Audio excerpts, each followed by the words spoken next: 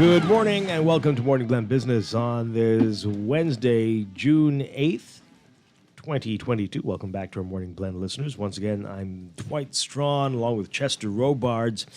And this morning, Arawak X is back with another exciting project, part of their crowdfunding initiative. And we're going to find out all about it. I mean, people know already by now. It was announced yesterday, so I can say it. Tropical Gyros will be the next.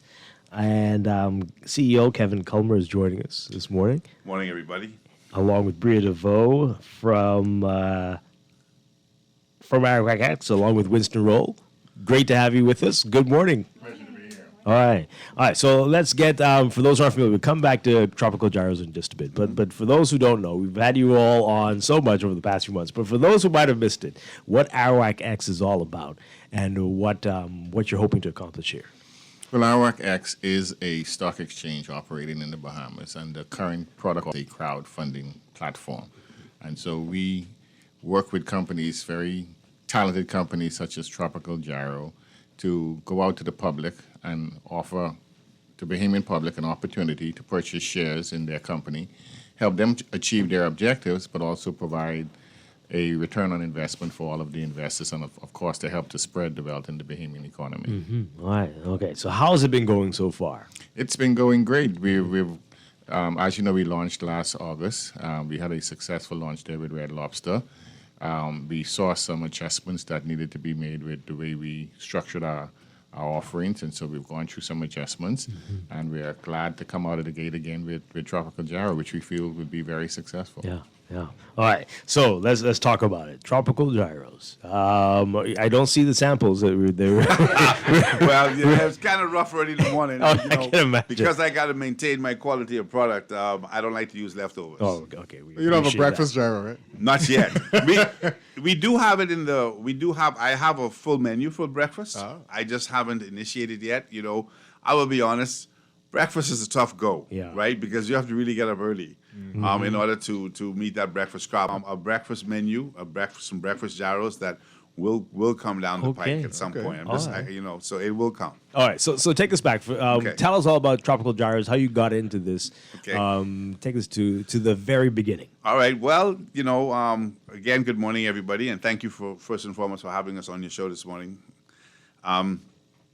In 2015, I, left my job as the executive chef of a restaurant out on Old Fort Bay at Nolly Johnny's. I've always been grateful for the opportunity that they gave me to present my talents and skills.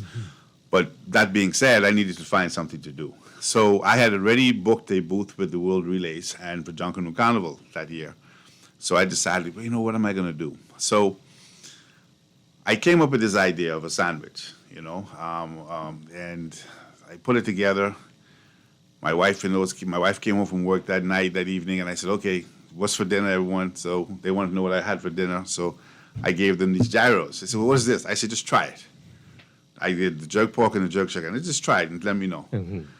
And they loved it, right? And they said, wow, this is something. I said, I think this is my thing. I think this is going to be the next thing that I'm going to put out, and I believe I can do this. They said, man, that's good. So we bandied it back and forth, and it was actually my stepdaughter, my youngest stepdaughter, that came up with the name Tropical Gyros because I wanted to call it Paradise Gyros, but she said, no, call it Tropical because of the fruits. I said, okay, there we go. And so we launched it at the IAAF World Relays in 2015, and the response was just absolutely overwhelming. I do remember this, actually, and the lines were very long. We couldn't get through it. I believe if I had more skilled help with me at the time, I had one of my fraternity brothers rolling. He does my marketing now. Hey, Leonardo. And I'm going to tell you, we couldn't get the lines moving fast enough. But, we sold 1,700 gyros in those 2 days. Wow.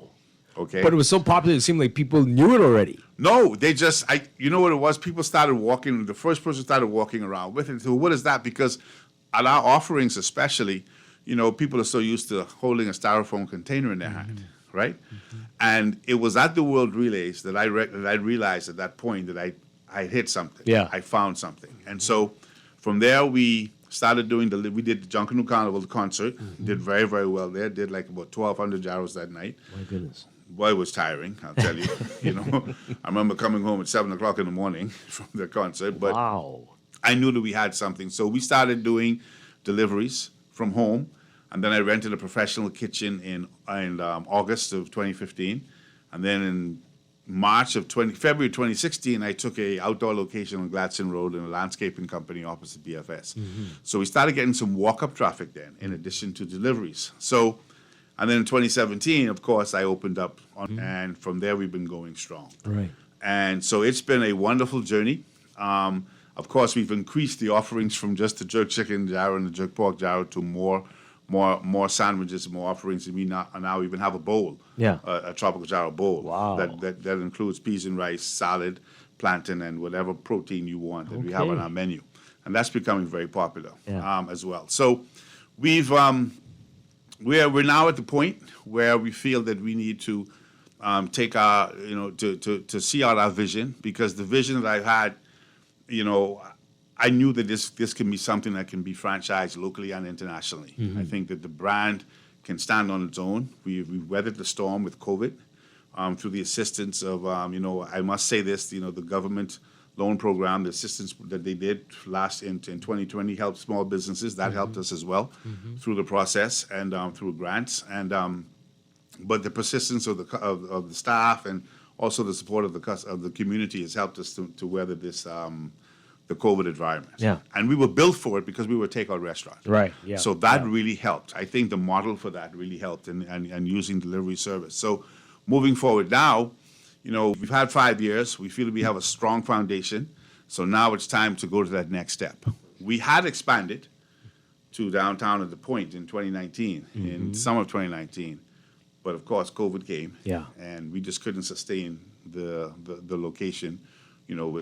Downtown was a ghost town. Of course. Yeah. So we had to shuttle that because it would have just drained everything that we were trying to do with Rosetta Street. So now we're coming to the crowd, to Arawak X, speaking with them and say, look, help us achieve this goal. Help us to become the first Bahamian restaurant, the first Bahamian brand to franchise not locally but also internationally. Okay. And we know that we have a product that can compete internationally, because at the Commonwealth Youth Games, all of the different countries, the people from various countries, Australia, Britain, Jamaica, Trinidad, Canada, they were just enamored with our product.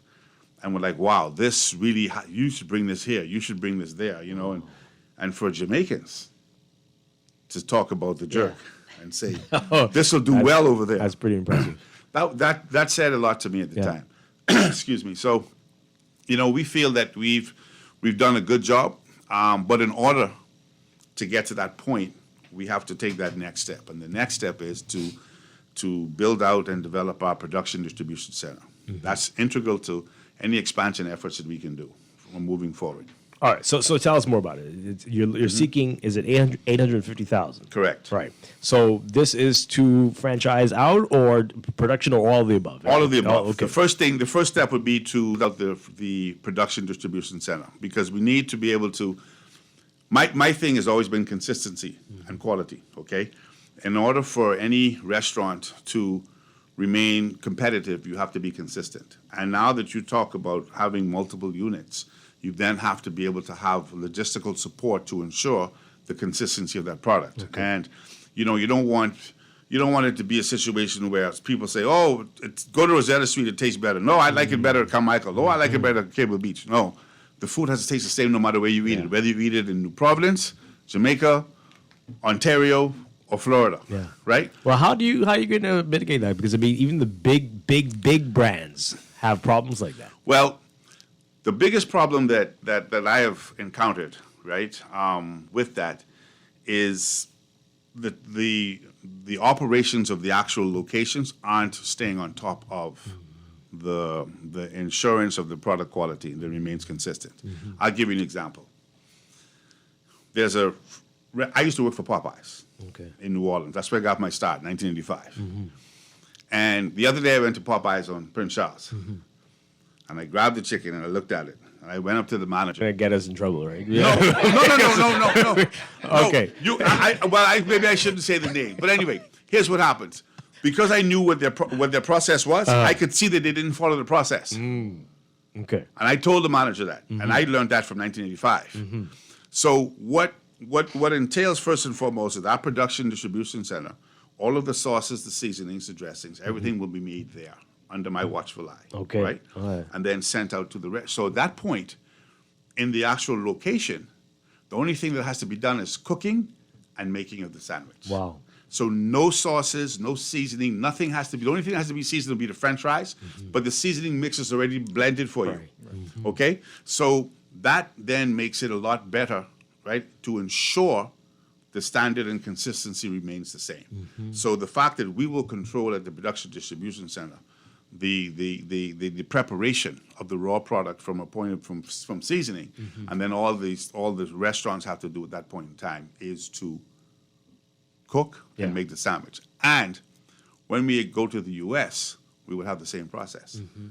Yeah. Okay, so that would be the key, and I think that is different than what is happening now. A lot of the other restaurants, like the fast food restaurants, the stuff comes and then they have to take the seasoning packets and they have to go through the process of cooking and what have you. With us, because we're just grilling, you take it from the grill, you take it from the pan, you put it on the grill, it's already seasoned. Yeah. Okay, and so that I think ensures the consistency of the product. Excellent. Okay. So how big do you want to get? How much expansion are you talking about?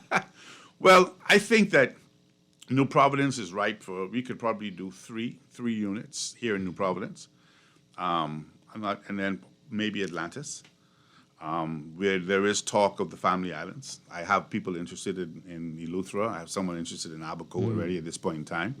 Of course, once Grand Bahama kicks back in, I think Grand Bahama will be ripe as well for an opportunity. I don't want to oversaturate New Providence, but if the product is being met with such demand now, I would like to make it easier for all of my consumers who enjoy our product to be able to get it without having to transverse into Palmdale. Right. And then the second thing is that Palmdale doesn't afford us any evening traffic because it's basically dead, and we don't have a drive-through. So, being in, let's say, Carmichael or Cable Beach, we can open till like 11, which would then give people an opportunity to say, I'd like tropical gyros for dinner. I couldn't get it for lunch. I like it for dinner. So from those perspectives. Now, as far as America is concerned, or international exposure, that all depends.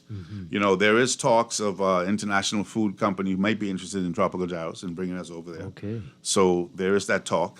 And then I would just, work with them and then they would take that on. Yeah. So, to see a Bahamian brand imported as opposed to Bahamians importing an international brand, I think is something not only for this country, but speaks to the creativity and the talent that we have here. We have some wonderful chefs in this country. Very, very talented. And I didn't want to just open up a restaurant. I could open up a restaurant and cook food and what have you, but I wanted to develop a brand. I wanted to develop something that I felt that could be exported, that could be franchisable. And not only that, the beauty about the franchise is that we then offer entrepreneurs an opportunity. Right? People to become entrepreneurs. And there are some persons who were looking at, I'd like to get into food, but the cost becomes prohibitive to many. Well, we're going to model our franchise operations on that of Chick-fil-A. Very, very minimal cost to start up. And so we feel that that's going to become attractive as well. So with the success that we hope to achieve with Arawak X crowdfunding, I like that because I'm always a glass half full guy. I'm an eternal optimist, and I have some people that once we are successful with this raise in September, when it closes in September, that they're ready to come on board with me to help me to take this to the next level. Yeah. Okay. Well, you're already 30% of the way there. It seems from the website. Only 8 hours after the launch. I don't Oh, think my he's goodness. going to last till September, to be honest with Okay, you. well that's Wow. great. Yeah. What do you owe that to? I mean, Well, I thought that was amazing. I was like, when I looked at it, I was like, what? There was some work being done in the background. Okay. Yeah, and it's part of what we've come to realize with our experience is that going to the crowd with some work already being done and some degree of success helps to make the offer a lot more attractive because what the song say, no dog don't bark at park car. So once people see some movement, then everybody start to get this sense of urgency that I need to get in now before it all disappears on me. And people like our taste, so they know the product. That is the key.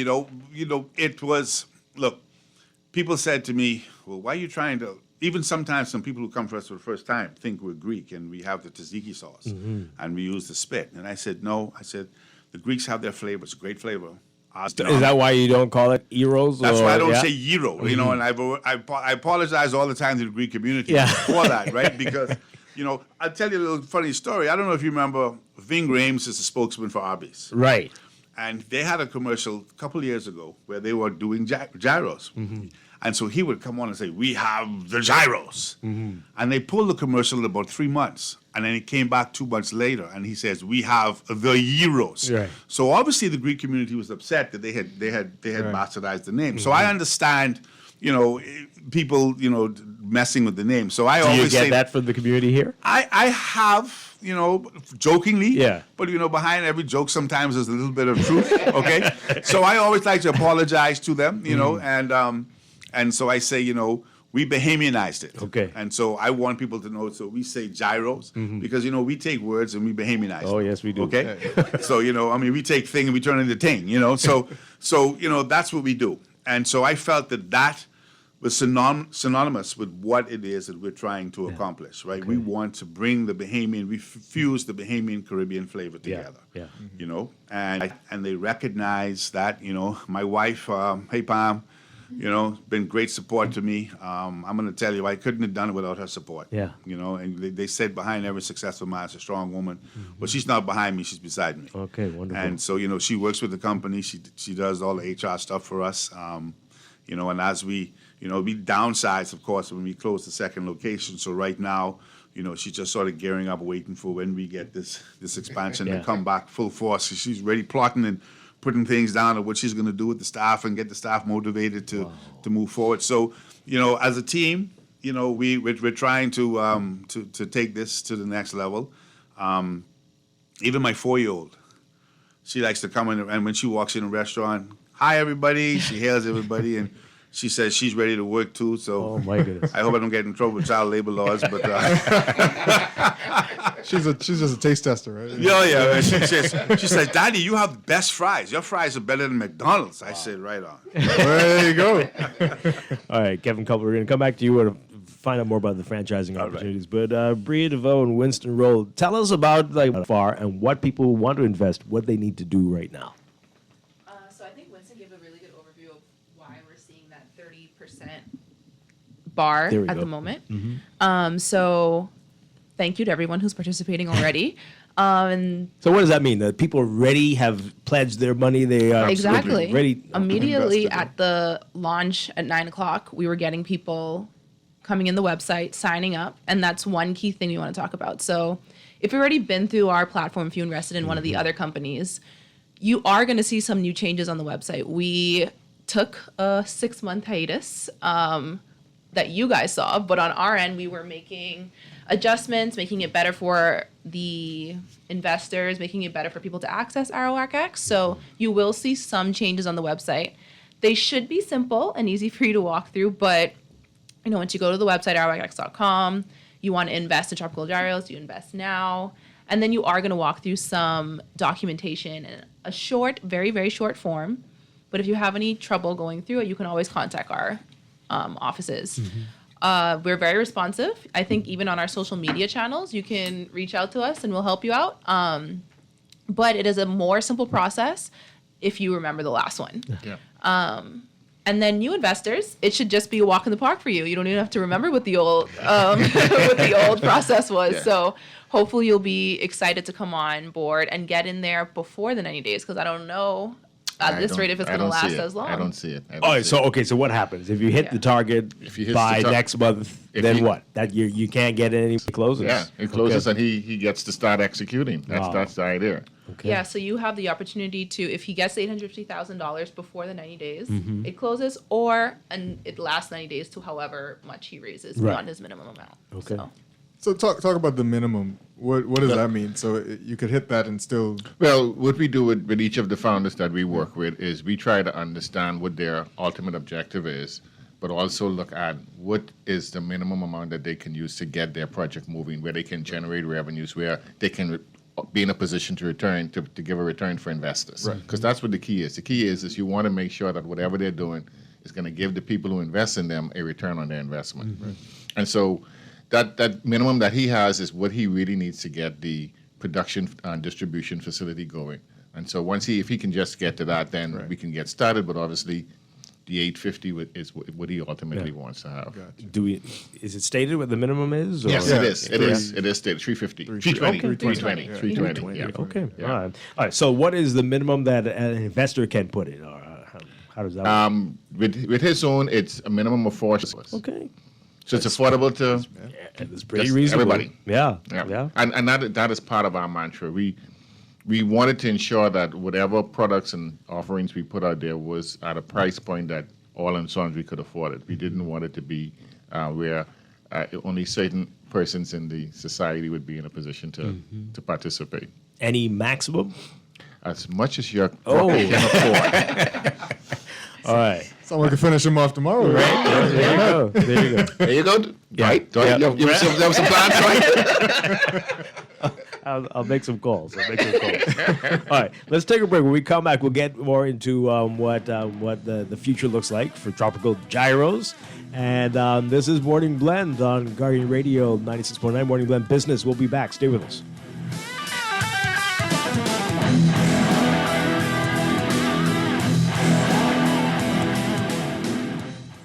We are back here with Morning Blend Business on Guardian Radio 96.9. Dwight Strong along with Chester Robards. We are talking with Kevin Culmer with Tropical Gyros, and we've got Winston Rolle and Brea Deveaux with Arawak X.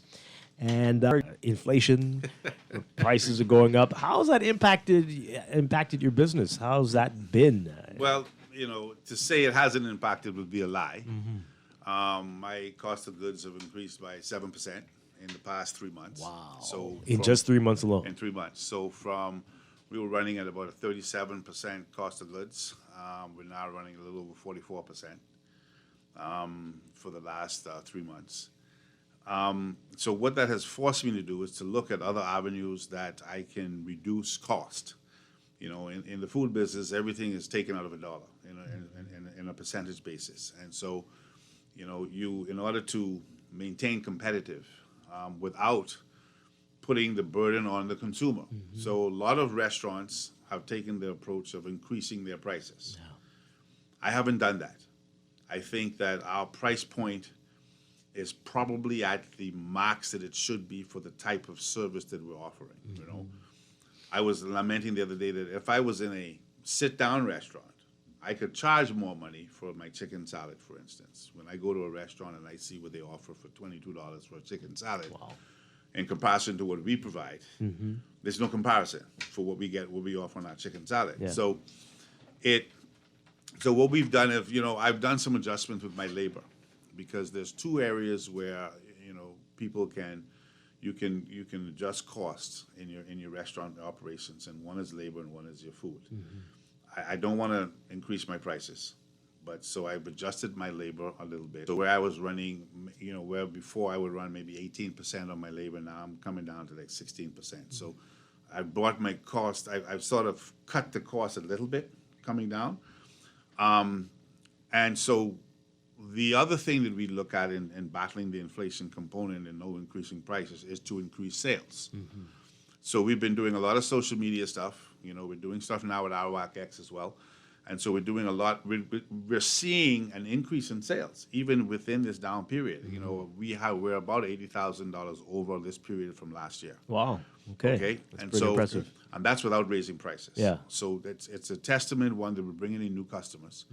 In the restaurant business, you're going to bring in new, you're going to keep a lot, you're going to lose a few, because like in any business, we make mistakes at times, and some of our mistakes might come across, and sometimes in our service component, some of our staff sometimes may have maybe not as friendly as they should be, and as much as I try to get people to be a sort of a carbon copy of me and my personality, it's very difficult to find. Don't we that, all right? wish we could clone ourselves? Right. So, but my staff do a good job. They fall short, and I'm the first to acknowledge that.